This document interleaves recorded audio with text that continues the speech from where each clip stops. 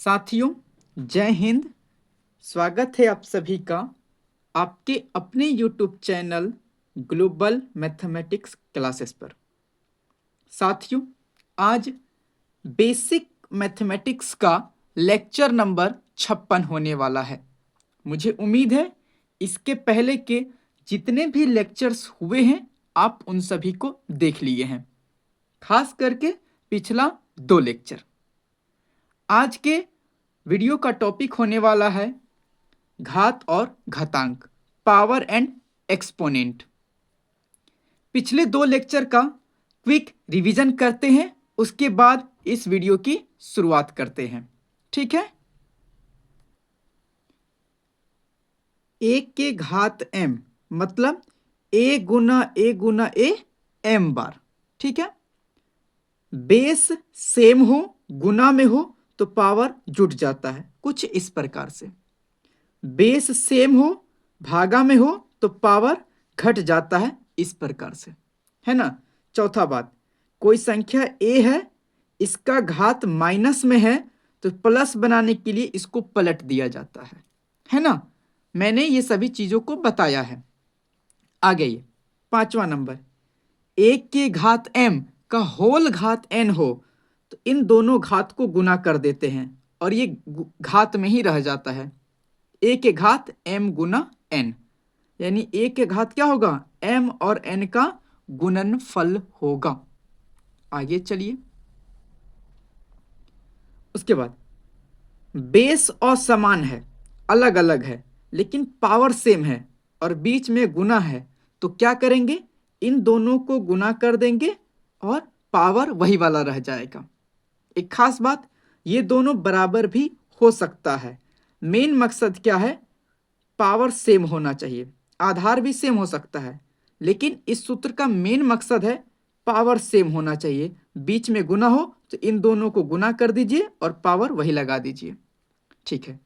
यहां पर क्या है, ये 2 संख्याएं हैं, सेम भी हो सकती है, कोई बात नहीं, लेकिन मेन मुद्दा क्या है, पावर सेम हो, बटा में हो तो पहले इन दोनों को बटा में कर दीजिए और दोनों का जो पावर है सेम, उसी को घात के रूप में लिख दीजिए। मैंने इन सभी चीजों को बता रखा है, आपने नहीं देखा है तो आप वीडियो को देख लें। यहां पर देखिए, a बटा b के रूप में कोई संख्या है, इसका घात ऋणात्मक है, तो घात को धनात्मक बनाने के लिए इन दोनों को पलट दिया जाता है। घात धनात्मक हो गया, आप इसे सॉल्व कर सकते हैं। ठीक बात है, इतना मैंने बताया था। और एक बात जो सब जगह काम कर रहा था वो ये था कि जहां जहां a है वो या तो परिमेय होगा या तो अपरिमेय, दोनों में से कोई एक जरूर होगा। एम एन क्या है, कोई पूर्णांक है। परिमेय, अपरिमेय, पूर्णांक, इन तीनों के विषय में मैंने बता रखा है। आपने नहीं देखा है तो जरूर देख लीजिए वीडियो। ठीक है, रिवीजन हो गया। शुरुआत करते हैं आज का वीडियो। देखिए साथियों, 9वां सूत्र क्या कहता है, यदि ये पार्ट और ये पार्ट बराबर है तो a बराबर b होगा। मतलब क्या है, पावर सेम है।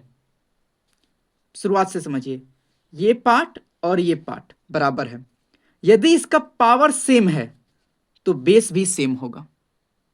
बात आया समझ में। शुरू में क्या बोला गया, ये पार्ट और ये पार्ट सेम है और इन दोनों में पावर सेम है तो बेस भी सेम होगा, ऐसा ये कहना चाह रहा है। जहां पर a और b परिमेय भी हो सकते हैं या अपरिमेय भी हो सकते हैं, लेकिन m क्या होगा, पूर्णांक होगा। m क्या होगा, पूर्णांक होगा। ठीक है, सूत्र समझ गए आप।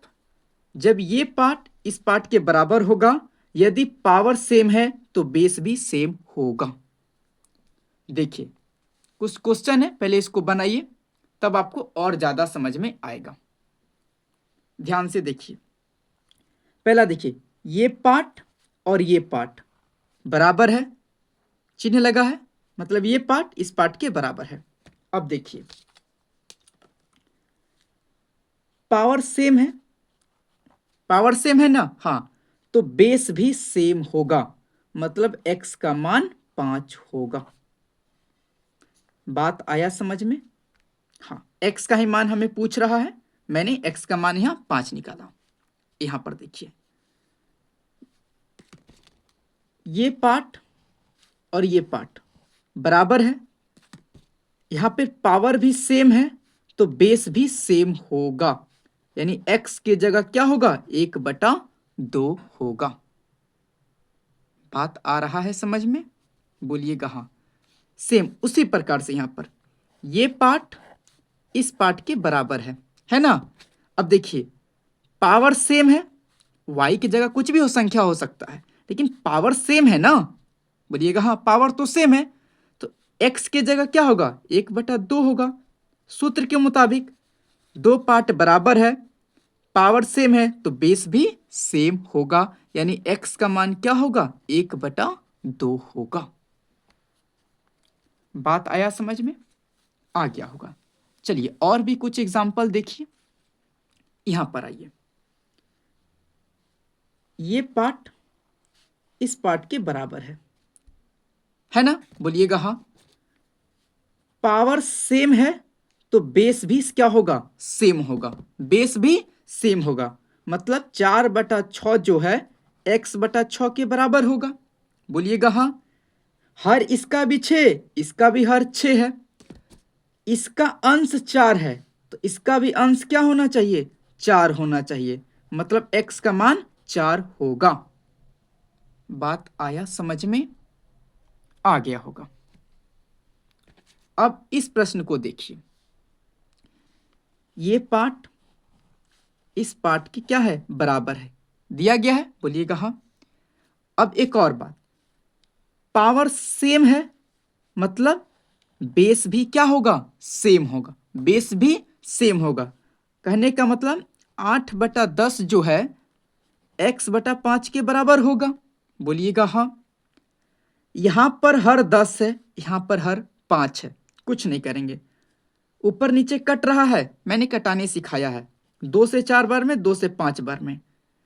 यहाँ का हर 5 आया, यहाँ भी हर 5 है, यहाँ 4 है तो यहाँ भी 4 होना होगा ना, क्योंकि बराबर है। तो बोलिएगा हाँ, तो x का मान क्या आया, 4 आया। x का मान क्या आया, 4 आया। बताइए, बात आ रहा है समझ में? आना चाहिए। यहां पर देखिए,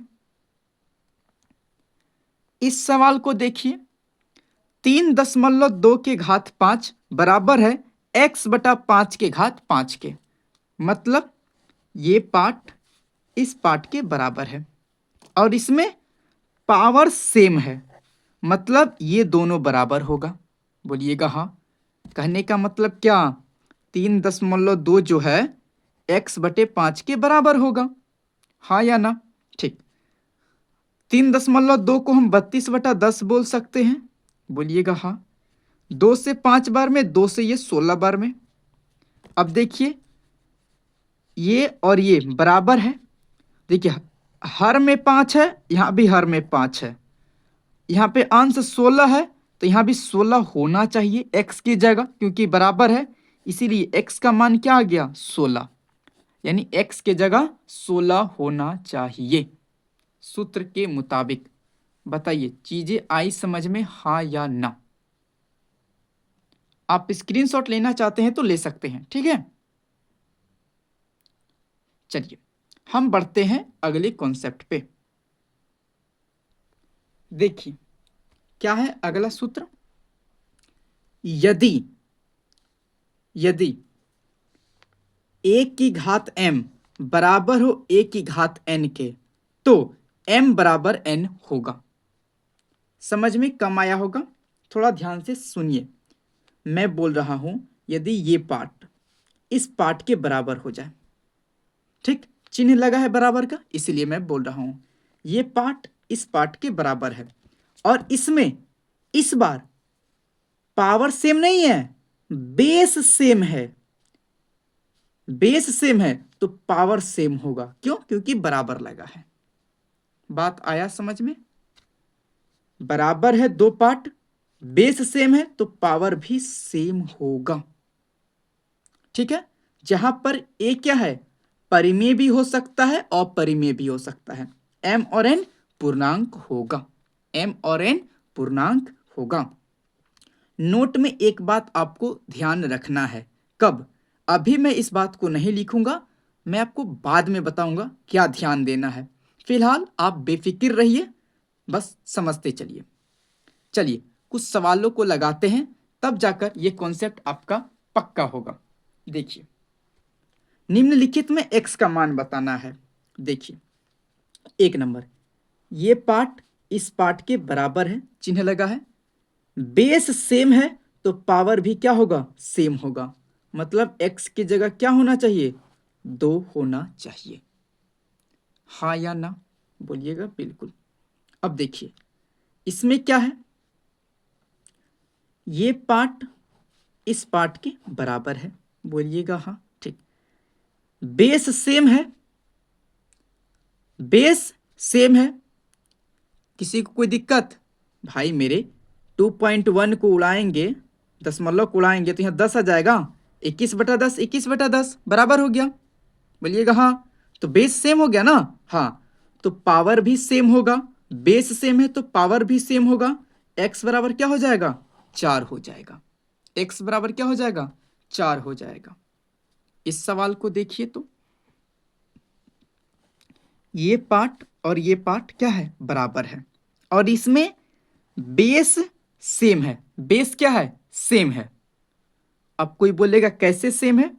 तो भाई 6/4 को 2 से 2 बार में ये 3, तो 6/4 को 3/2 नहीं लिख सकते हो? लिख सकते हो। तो 3/2 3/2 के बराबर हो गया, यानी बेस सेम हो गया, तो पावर भी तो सेम होगा। मतलब x बराबर क्या हो गया? 5। x बराबर 5। बात आ रहा है समझ में? आना चाहिए। अब यहां पर देखिए, इस सवाल को देखिए। 3.1/2 के घात 5 7/2 के पावर x। बेस समान है, बराबर लगा है, तो पावर भी क्या होगा? सेम होगा। ये दोनों सेम है ना? 2×6 एक 7/2, यानी इस बात को हम 7/2 बोल सकते हैं। तो 7/2 7/2, बेस बराबर हो गया, तो पावर भी क्या होगा? सेम होगा। x का मान क्या होगा? 5 होगा। x का मान 5 होगा। 5वां प्रश्न देखिए। ये पार्ट इस पार्ट के क्या है? बराबर है। खुद क्वेश्चन बोल रहा है, बोलिएगा हाँ। इसमें बेस समान है कि नहीं? बोलिएगा हाँ। तो पावर भी क्या होगा? सेम होगा। अब कुछ लोग बोलेंगे बेस कैसे सेम हो गया? देखिए, √8 है, बोलिएगा हाँ। रूट की जगह रूट रहने देते हैं, ये लिख सकते हैं 2 दूनी 4 दूना 8, बोलिएगा हाँ। 2 पीस में से 1 पीस बाहर आ गया और ये अकेला रह गया इसी पिंजड़े में, तो √8 को हम ये लिख सकते हैं कि नहीं? बात आया समझ में? मैंने ऐसा बता रखा है, ऐसी बात नहीं है। तो ये बेस समान हो गया, पावर भी सेम होगा, हाँ या ना? 2 पार्ट बरोबर है, बेस समान है, तो पावर भी सेम होगा। x का मान 3 सही उत्तर हो जाएगा। चीजें आई समझ में? आनी चाहिए। हम बढ़ते हैं आगे। 11वां नंबर सूत्र देखिए क्या है।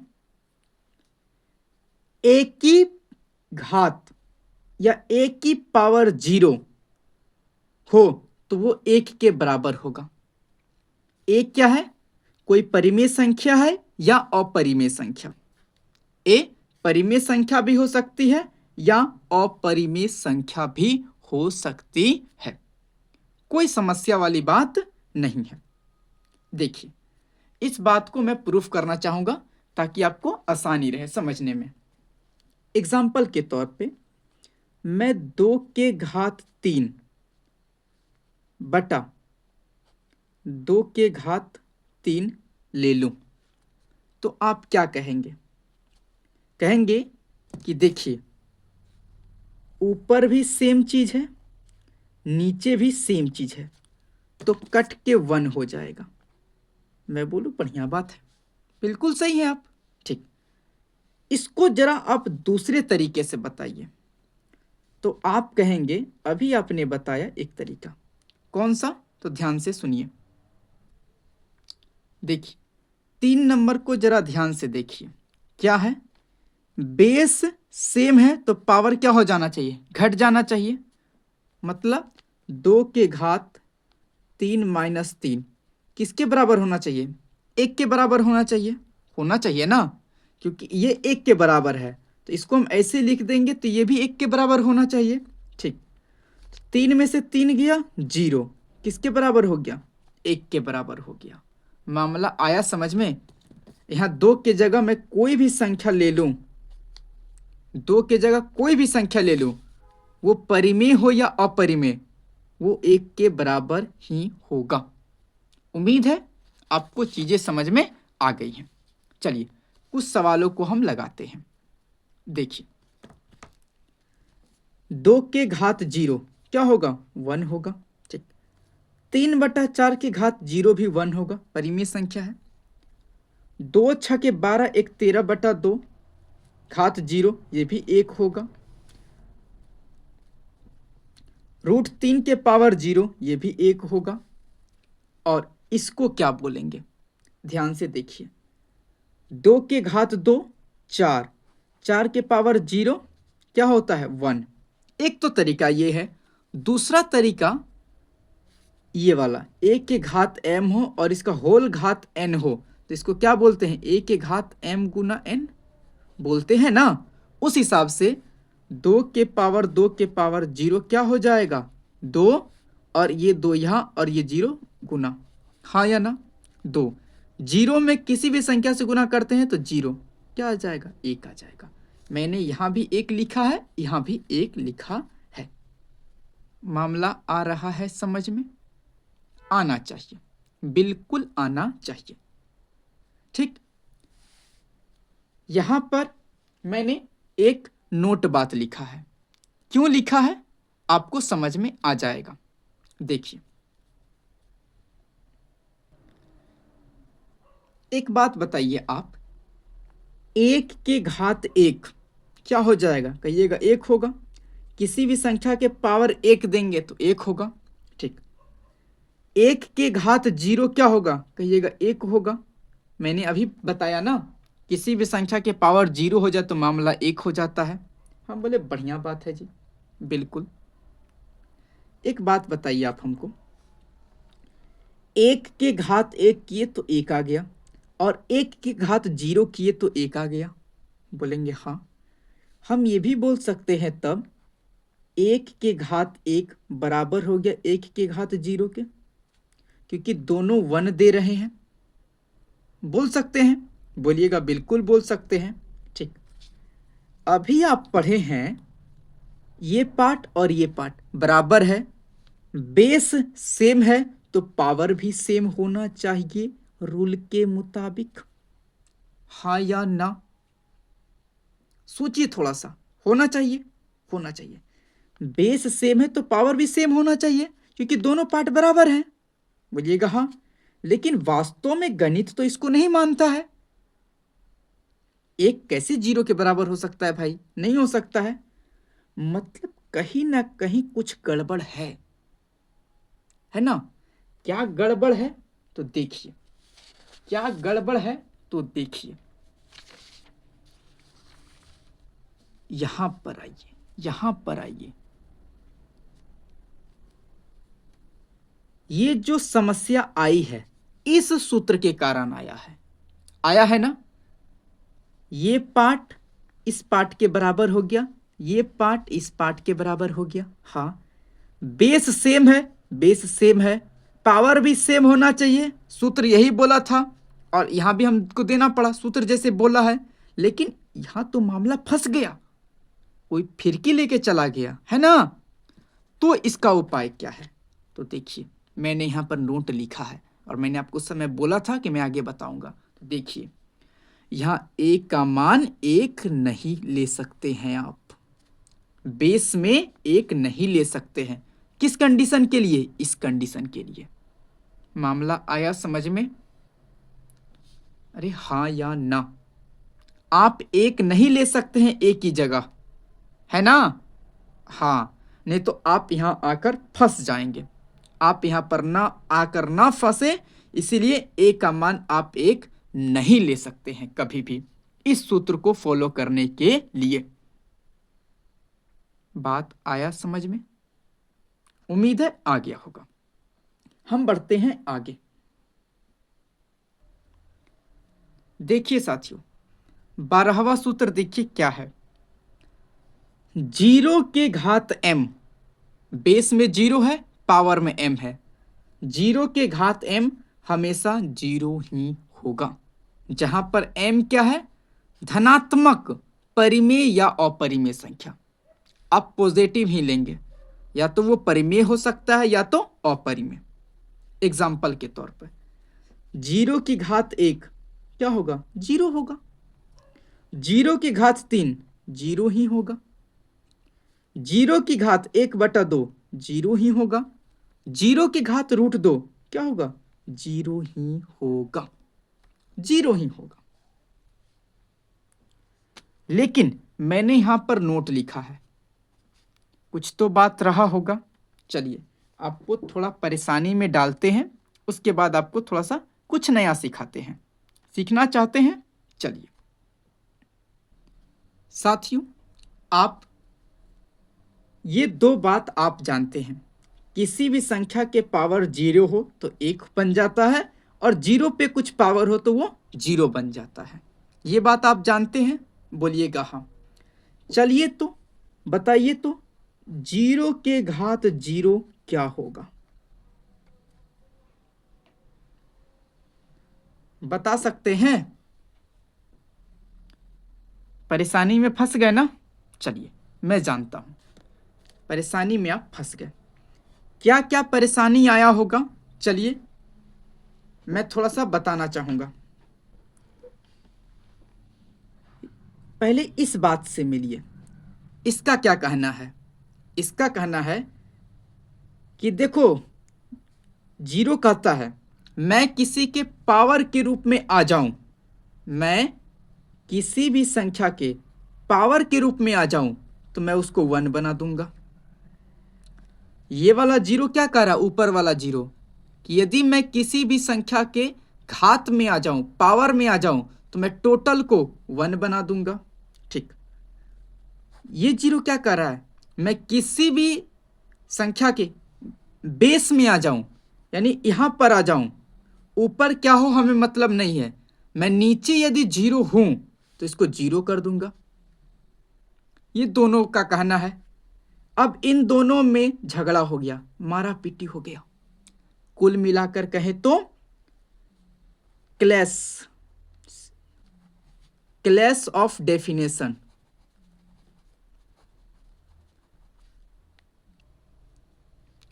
क्लैश ऑफ डेफिनेशन हो गया, यानी 2 परिभाषा ही आपस में लड़ गई। ये स्थिति हर मैथमेटिशियन को सोचने पर मजबूर कर दिया कि आखिर इसका आंसर क्या होना चाहिए। तो गणितज्ञों ने कहा कि जब 2 परिभाषा लड़ गया है तो इसको डिफाइन नहीं किया जा सकता है। इसी को कहा गया नॉट डिफाइन या अनडिफाइन। क्या कहा गया? अनडिफाइन।